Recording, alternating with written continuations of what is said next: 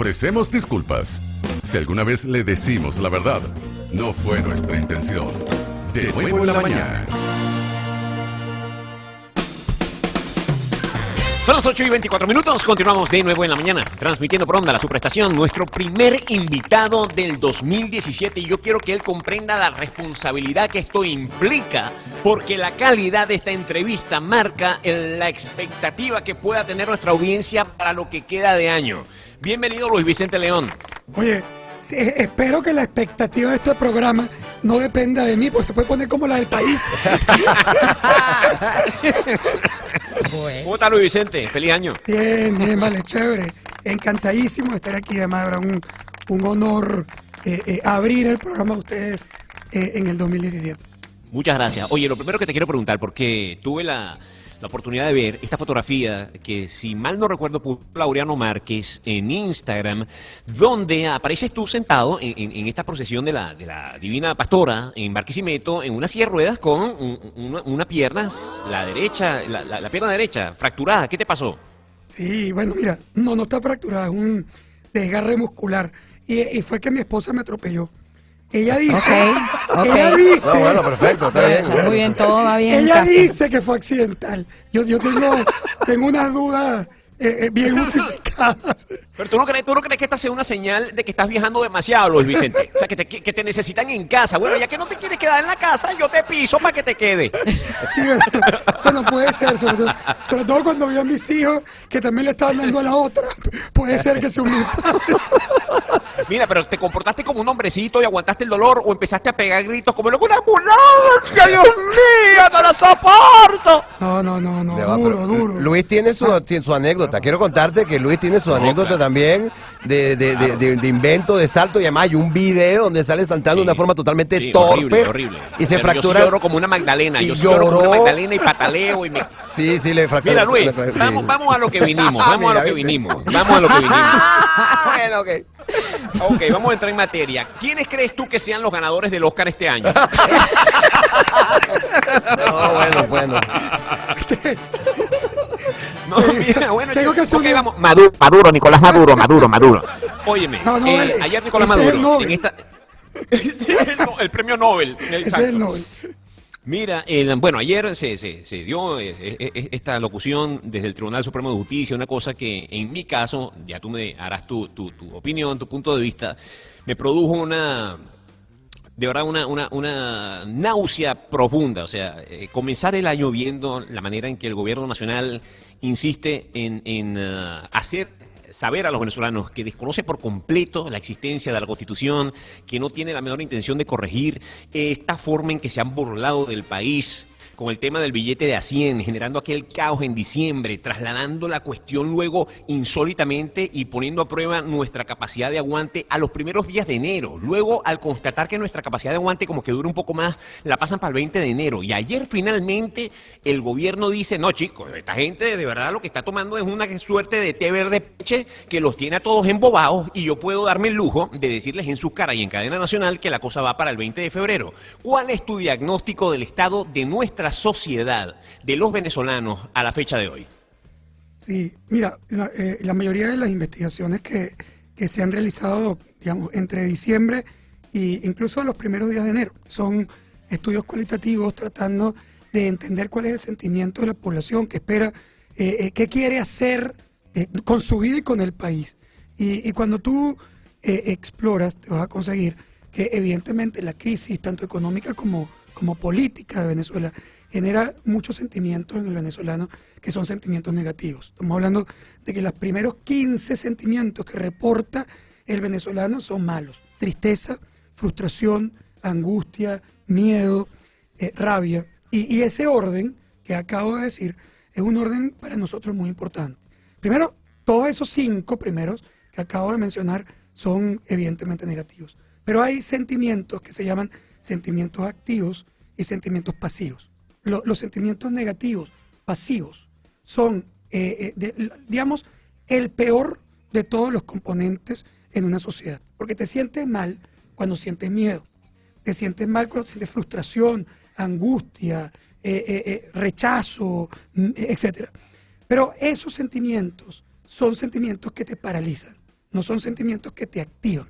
El sentimiento que te activa es el deseo, el que hace deseo de participar y de activarte para el cambio. Incluso la rabia es un sentimiento activo, un sentimiento que te mueve, que está dispuesto a levantarte, a defenderte. El odio también. Etcétera. Sí. Todos esos sentimientos, Mosca, todos los sentimientos, repito, son negativos, todos esos que he mencionado. Pero cuando tú lo metes en un cuadrante, lo que te consigues es que la mayoría de los sentimientos de la población venezolana hoy son sentimientos que lo paralizan, no sentimientos que lo activan.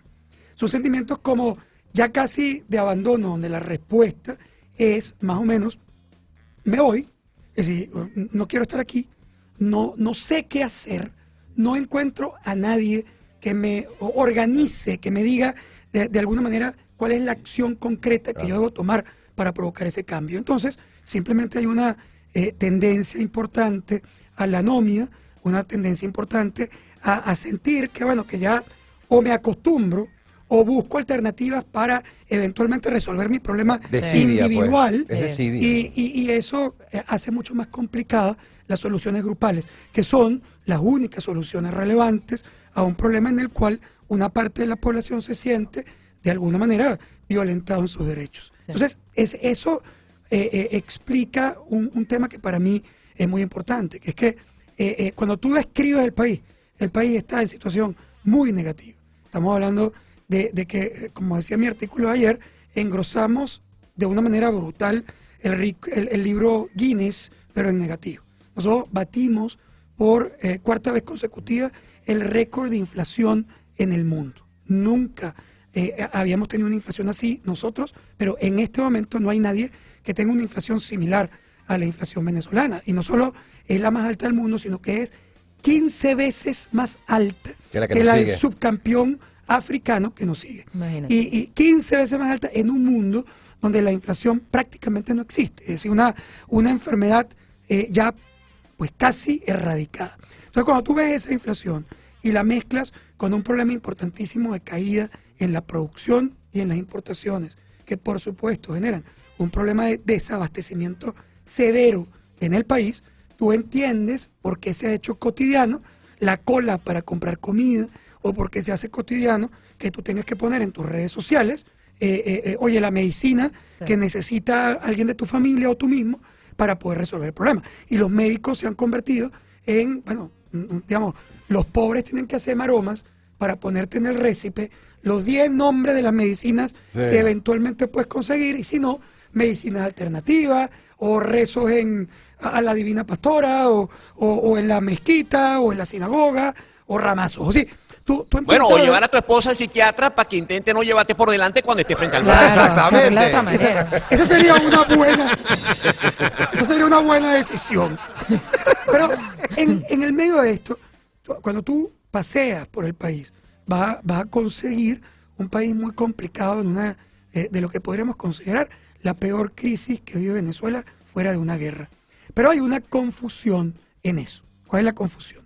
La confusión, y está muy masificada, es que la gente cree, o muchos analistas incluso, creen que esa crisis económica significa de automático que viene un cambio político, que no hay forma de que esto dure mucho, que ya la gente, como está harta, lo va a cambiar. Es decir, establecen una relación de causalidad absolutamente directa entre la crisis económica y los cambios gratuita, políticos, si se quiere. y los cambios políticos no electorales. Y eso, la verdad, no es cierto. Es decir, no es cierto, no solamente en Venezuela. Aquí no podemos, digamos, dedicar a tratar de entender por qué la población venezolana permite que pasen tantas cosas y no reacciona. Pero si tú miras la historia del mundo, si tú miras la historia política, tú te vas a conseguir que esto es mucho más común de lo que la gente cree. La mayoría de los cambios políticos no han ocurrido como consecuencia de una crisis económica, sino como consecuencia de una crisis social o de una crisis política. Las economías se pueden deteriorar y en efecto pueden en largo plazo convertirse en una crisis política o en una crisis económica, pero tiene que pasar algo para que esa relación se cumpla. La mayoría de las crisis económicas muy pero muy severas, más bien, lamentablemente, digamos, cuando hay elecciones y cuando son sistemas democráticos perfectos o buenos, ahí sí los gobiernos normalmente cambian, porque la gente no vota por un gobierno que ha conducido al país a una crisis. Claro. Pero cuando el proceso no es electoral, son muy pocos los casos donde la crisis económica ha producido la crisis política. Es decir, ha cambiado el gobierno por una vía no electoral.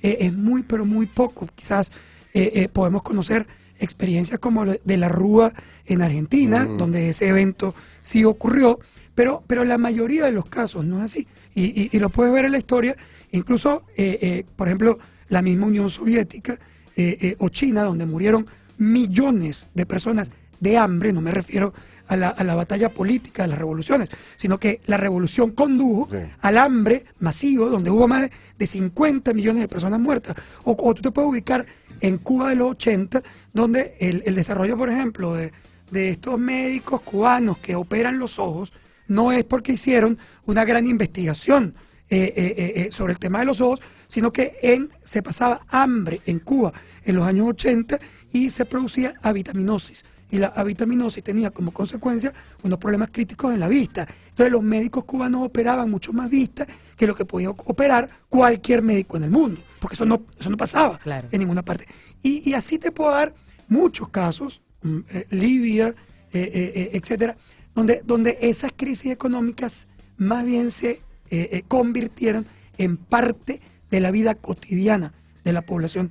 Y ahora ahí voy. Ay, disculpa que te interrumpa, pero es que te tengo que interrumpir porque me quedan 5 minutos para hacerte otra pregunta. Pilón, eres un pilón, Luis Vicente, pilón. Luis Vicente, pilón. Ahora yo te pregunto, tú eres una persona que trabaja con los datos, con la información, recabando información para traducirla en algún tipo de estudio que pueda servir para mejorar el desempeño de los clientes que te solicitan estas investigaciones de las empresas, o para, en tu tema personal, pues poder llevar a los venezolanos, acompañar a los venezolanos en que busquemos la mejor forma democrática siempre de dar un paso adelante y poder superar las dificultades. Dicho esto, pues una vez abordada la parte bonita, te hago la siguiente pregunta, porque a ti te toca convivir con este tema a diario, como nos toca a nosotros, quienes compartimos las noticias en programas de 3 horas todos los días, y es darle, y darle, y darle, y darle. Y lo que tú estás diciendo ahora es perfectamente una declaración que pudiste haber hecho hace tantos días, tantas semanas, y es una cosa que se repite, y se repite, y se repite, y se repite. Cuando tú manejas tanta información que puede hasta resultar pues más de lo mismo, y una cosa que se va exponenciando en sí misma, y algo que ya tú veías venir y efectivamente llega, tú tienes una salida clara al problema que tenemos en Venezuela, en lo individual, para que luego de lo individual pase a lo colectivo y podamos nosotros en algún libro de notas decir, mira, el primer paso que yo como individuo debo dar para que se genere este cambio, esta espiral, este cuento de nunca acabar es este. Mira, después de esa introducción tan larga, yo pensé... ¡Qué picado! ¡No puede ser! Te lo mereces, chico, porque las respuestas en la radio tienen que ser cortas, ¿vale? ¿Hasta cuándo, Luis Vicente León? Yo pensé que después de todo eso me iba a preguntar, pana, ¿tú estabas chaqueando?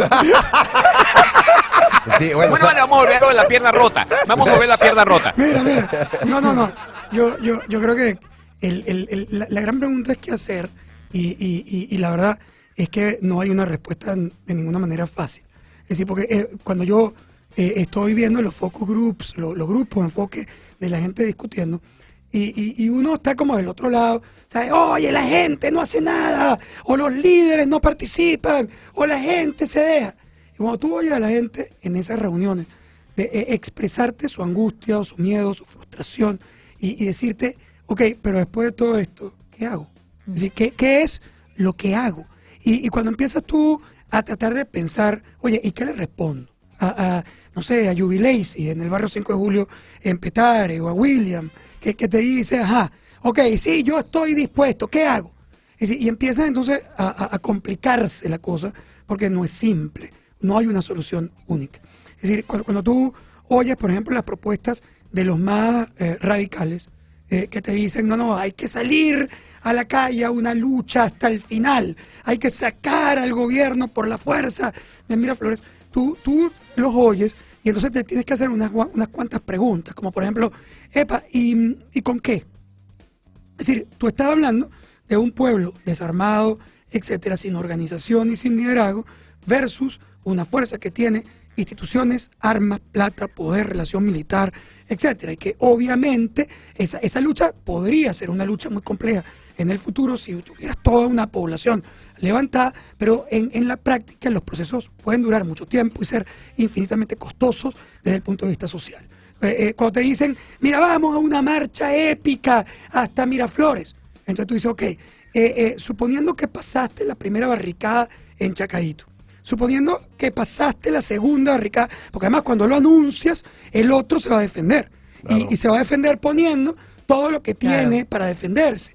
Y cuando tú pones toda esa barricada, supón que llegaste a Miraflores y pasaste incluso los colectivos armados. Es decir, tú estás esperando que salga Maduro como en Paran y diga que como si tú no quieres que me voy. Entonces él se va. Sí. Es decir, esos elementos, ¿dónde están tus vinculaciones, los procesos más complejos? Por otro lado, oyen los moderados que te dicen, no, paz y amor, hay que ir solamente a la negociación política y hay que buscar los mecanismos electorales. Y tú ves lo que ha ocurrido con la institucionalidad venezolana y tú le preguntas a los moderados, ajá, papito, ¿y tú cuántas elecciones que tú vas ahí? Es decir, mejor dicho, ¿a cuál elección es que te van a llegar?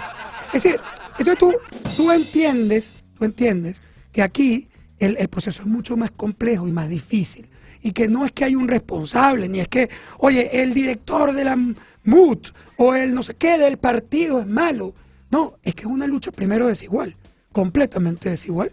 Es una lucha entre el poder, el control institucional, además, el presidente de la República elegido, aun cuando tenga un montón de problemas, nuestra democracia, versus un grupo que es heterogéneo y que no tiene una visión común, tiene quizás un objetivo común, pero no tiene una visión común de cómo lograrlo. Ni un procedimiento común tampoco. Y podríamos dedicarnos aquí a criticar que la oposición esté dividida, pero es una ridiculez. ¿Por qué?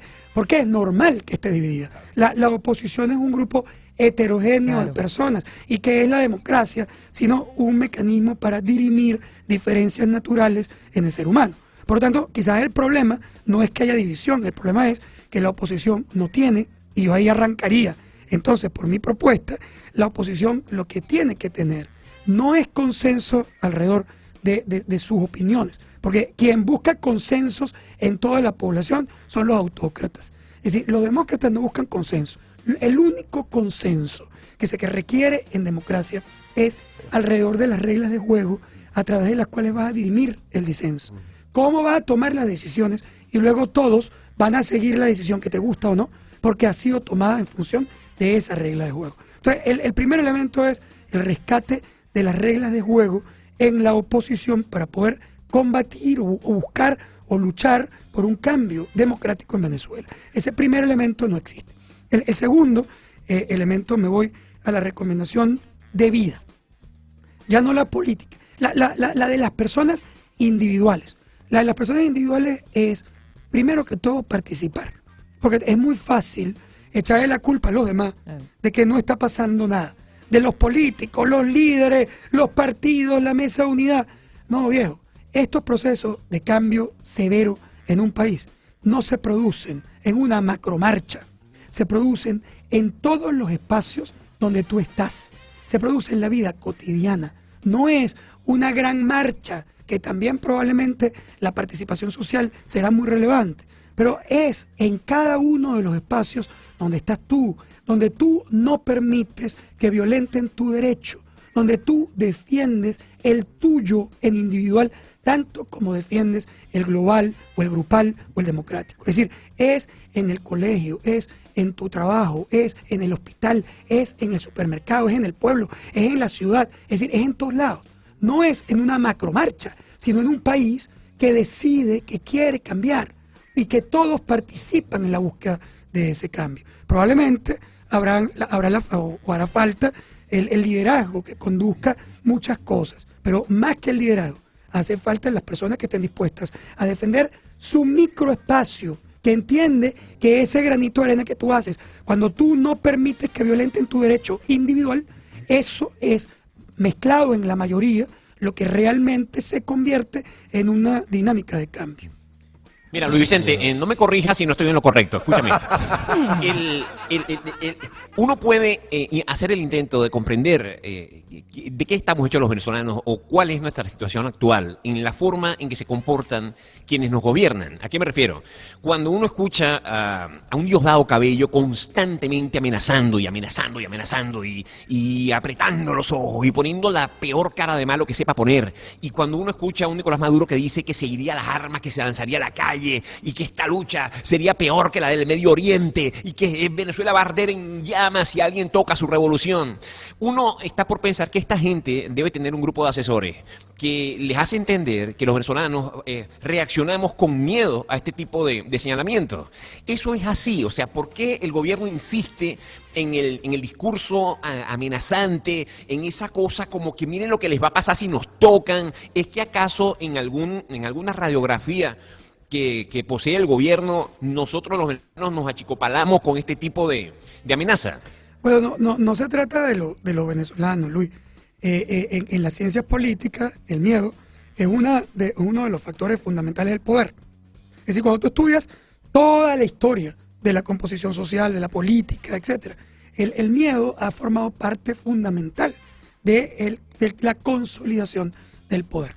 En el pasado, ese miedo se generaba con acciones concretas de los autócratas, los dictadores, los concentradores de poder, los reyes, etcétera. Es decir, tú matabas, apresabas, exiliabas, etcétera, expropiabas todo a todo el mundo. Es decir, tú te quedabas con las cosas fundamentales de la familia, le matabas los hijos, etcétera. Eso era lo que pasaba en el pasado. ¿Qué ocurre? En lo que se llama ya las épocas modernas, y quizás los estudios más importantes fueron desarrollados por el doctor Giovanni Sartori, que es quizás uno de los politólogos más importantes del siglo pasado, pero bueno, trabajando hasta finales de 1990 y pico. Es decir, Giovanni Sartori, italiano, pero trabajando en la Universidad de Columbia, desarrolla en los años 80 la tesis de la bóveda de miedo. Y él dice que ya a esas alturas del partido, las autocracias, él llamaba autocracias modernas, ya no necesitan matar a un gentío y poner preso a todo el mundo o exiliar a todo el mundo, sino tocar los símbolos. Tú vas a apresar a símbolos que todo el mundo está viendo y que asume o que se supone que son personas fuertes, que tienen capacidad de reacción, aquellas que nadie había tocado en el pasado. Y cuando tú los tocas, cuando tú los afectas, cuando tú los apresas, cuando tú los destruyes, cuando tú los expropias, el resto de la sociedad empieza a sentir algo así como, oye, si se lo hicieron a este claro, que tiene todo esto, imagínate lo que me pueden hacer a mí. Y se construye una bóveda de miedo. Y es que la sociedad completa se paraliza porque no es capaz de entender su propia fuerza y siente que una acción individual lo puede llevar a que lo destruyan, y eso o huyen o se habitúan a lo que están viviendo. Ahora, esos procesos también tienen rupturas. Es decir, cuando tú te pasas de la raya, cuando ese miedo se convierte en algo que tú ya no visualizas como un riesgo de que algo te pase, sino la seguridad de que te va a pasar. Cuando la acción del gobierno se sobrepasa, entonces puede ocurrir el efecto contrario. Y el efecto contrario es que tú tienes ya absolutamente tanta convicción de que te van a destruir que te defiendes. Claro. Es decir, te defiendes ante ese proceso de destrucción que estás viviendo. Y entonces puede originarse o el surgimiento de movimientos individuales que son, en mi opinión, terribles también, porque te conducen básicamente a grandes guerras internas, a guerras civiles, a guerrillas, etcétera, o a una sociedad completa que se conecta con un líder o lideresa, o sea, con alguien, estoy hablando como Maduro, líder o lideresa, no, está bien dicho, los hombres y las mujeres. ¡Mayonesa o mayonesa! No, pero está bien, que el término existe, lideresa existe, claro. Claro, pero eso que tú estás comentando, Luis, te pregunto, y aprovechando que hoy se recuerda el nacimiento de Martin Luther King, ¿es el liderazgo que ejerció Martin Luther King en ese momento de lucha racial en los Estados Unidos y esa forma en convocar a la gente y llevarla a marchar en favor a vencer el miedo? es esa forma en la que se puede reagrupar a la Venezuela para que se ponga en pie y logre hacerle saber al gobierno nuestro que las amenazas no cuadran en el sistema que estamos aspirando. Bueno, es muy difícil hacer una proyección en qué tipo de liderazgo realmente va a ser exitoso en Venezuela, porque no siempre funcionan igual. Es decir, ese que tú has mencionado es un tipo de acción que cuando se conecta a la población, que además en ese caso se sentía discriminada y estaba buscando los cambios y se agrupó porque consiguió a alguien que de alguna manera le daba la esperanza de que podía defenderse y que podía defenderse en grupo, eso puede ser. Es decir, puede ocurrir que ese tipo de liderazgo consolide a una oposición que no ha conseguido hasta ahora una vía para hacerlo exitosamente. Pero hay otros tipos de liderazgo que pudieran ocurrir. Por ejemplo, hay líderes negativos, más duros, hay líderes carismáticos, hay líderes de batalla. Es decir, que te pueden convocar a una guerra. Sí, pero hay otros que te convocan claro, a una lucha pacífica, como Gandhi, o como pacífica pero activa, claro. Pacífica pero con la gente defendiendo sus intereses y sus derechos y asumiendo riesgo, porque el otro tema que es muy importante es que tú no vas a salir ileso de esto que está ocurriendo en Venezuela. No vamos a salir ilesos de ninguna manera. No vamos a salir ilesos económicamente, no hay forma. Nosotros vamos a tener que pagar como sociedad completa por los errores cometidos, no importa quién los cometió. Es decir, se cometieron tantos errores que ya a esta altura del partido no hay forma de que tú salgas de aquí sin haber pasado por un proceso terrible de costo social y político en Venezuela. El cocorronazo que se llama, sí. El cocorronazo que te toca. Y es probable que eso también sea así en el plano político y en el plano social. Es decir, yo, concentrándome en el económico, te diría que nosotros lo primero que vamos a tener que hacer como país es reconocer que estamos absolutamente empobrecidos y que todavía falta un pedazo de sacrificio mayor, a pesar de lo que hemos vivido, que todavía vamos a tener que sacrificarnos incluso más para poder buscar una solución al problema en el que nos han metido o nos hemos dejado meter o nos hemos metido todos. O todas las anteriores. Escojan la alternativa que quieran, pero en todo caso nosotros vamos a tener que buscar mecanismos de apertura cambiaria, vamos a tener que asumir los costos incrementales,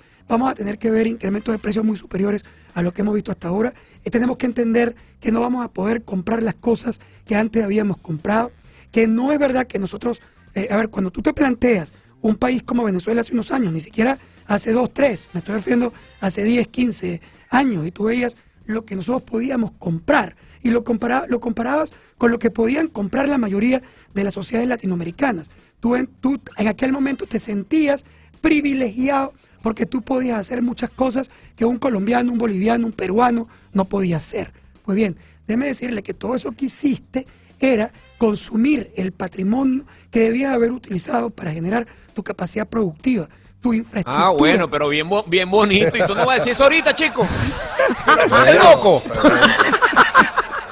No, porque no lo dijiste antes. Pues mira. Pues se viene a acordar ahora, déjalo, vale, que se cayó, se pegó muy duro en la pierna. Oye, porque yo también estaba comprando.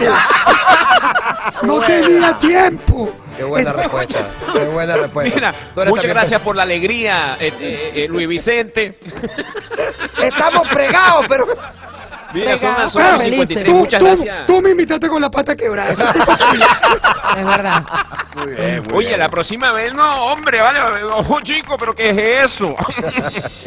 Muchas gracias por acompañarnos. Un fuerte abrazo y espero verte muy pronto. Gracias, igualmente. Un abrazo para todos. Ya será hasta mañana. De nuevo en la mañana fue una presentación de Burger Shack, la hamburguesa de los dioses. B.O.B.